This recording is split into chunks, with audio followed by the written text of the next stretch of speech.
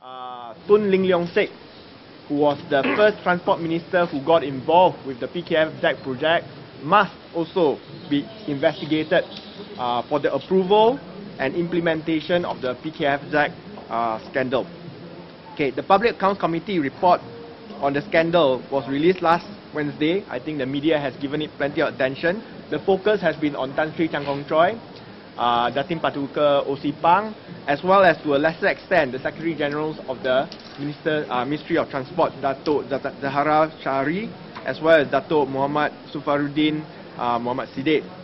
However, based on the details and testimonies provided in the full report, the government and its agencies, such as the newly set up Super Task Force, headed by the Chief Secretary Tan Sri Muhammad Sidek, the police force as well as the MACC must also initiate detailed investigations on the other former minister who initiated the project, Dr Ling Liong Sik.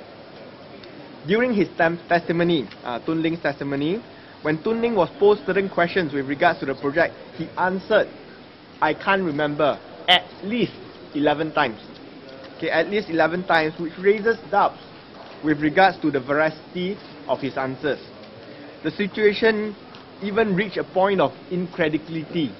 We felt a bit bizarre when Deputy Public PAC Chairperson Tan Seng Yao asked Tun, did you know of Kuala Dimensi Sendirian Berhad atau KDSB before you left the ministry? Did you know about it? And Dr Ling replied, I may have heard about it. May have heard about it. Okay? And that's when your jaws drop. Hence, a thorough investigation must be conducted on the role of Dr Ling played in the entire project, especially with regards to the following points. Okay?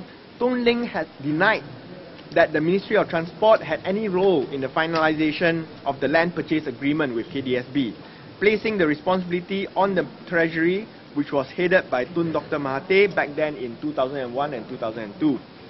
However, the testimonies of the government officers and the letters by the Jabatan Penilaian dan Perkhidmatan Harta, JPPH, have confirmed that it was the Ministry of Transport which has constantly requested for the value of land to be revised upwards. Okay, from 17 ringgit per square feet, that's with reclamation and basic infrastructure, in 1998, to 18 ringgit per square feet in May 2000, to 21 ringgit per square feet in September 2000, and finally 25 ringgit per square feet if you include interest for deferred payment. So 25 ringgit already included interest for deferred payment. Now, despite Dr Ling's claims to the contrary, the Port Klang Authority and Ministry of Transport had signed the land purchase agreement at even higher prices, okay, with the effective price of 25 ringgit per square feet without interest, okay, and effective price of 41 ringgit 76 cents, okay, after interest for deferred payments. After interest for deferred payments. So it went up from 25 ringgit to 41 ringgit, and we have seen no documents at all to substantiate the fact that 41 ringgit was approved by the Ministry of Finance. Okay, Ministry of Transport under Dr Ling had either defied a Treasury order dated 12th of June 2001 and advice from the Attorney General on the land to be acquired compulsorily, okay, or have strongly argued against doing so in securing cabinet approval for the project. We want to know why. Okay, he has not answered in the meetings. He either said he cannot remember, or he said there must be a reason, but he cannot remember. Okay, and then he also awarded the initial development contract to KDSB with no tender, open or closed, no tender, despite a specific Treasury order, the same letter, requiring an open tender for development works. Okay, to the question posed by Dr Ling, posed to Dr Ling by PAC on this issue, he said, I'm not prepared to comment because I really cannot remember the circumstances. Okay, same Treasury order, Dr Ling was required to secure, the Ministry of Transport was required to secure funding via bonds raised by Treasury. That means the government raised the bonds themselves, okay, to purchase the land. Okay, this will be done at a lower interest rate of about 4% instead of paying for the land via deferred payments, which incurred 7.5% interest and cost the government hundreds of millions more. Okay, when the question again was posed to Dr Ling at the PAC meeting, he responded with, I can't remember. Okay, Tun Ling has also issued a letter of support on the project. This was the first letter of support to MIMB and Pacific trustees dated 28th of May. This was his last day in office. Very last day in office before he packed up and go, he signed the first letter of support. The Attorney General has confirmed the contents of the letter signed by Tun Ling was a statement of fact.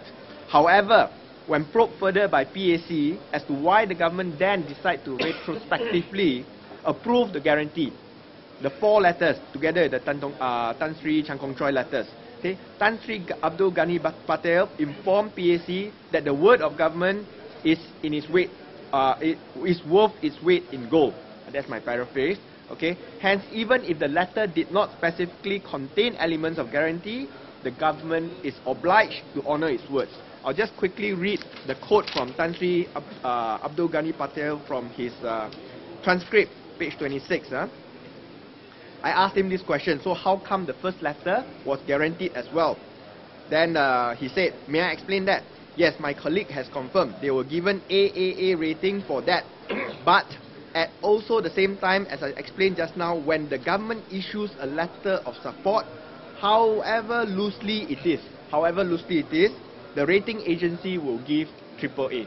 Okay? Because whatever it is, when the government says, I support this project, or so on, there is no way the government is going to back out.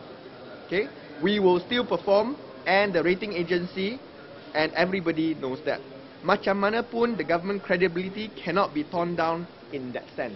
So even though the content of the letter had no guarantee, the fact that a letter of support was issued means that the government must fulfill the project or its credibility will be at stake. So there are many instances of wrongdoings. Okay, therefore Tun Ling has also committed the government to bearing the cost of the project, in this case to raise the bonds amounting to 1.31 billion. So his letter allowed KDSB to raise bonds amounting to 1.31 billion ringgit. Okay? There are many instances of wrongdoing which are highlighted in the PAC report, which occurred during the period which Tun Ling was the Minister of Transport.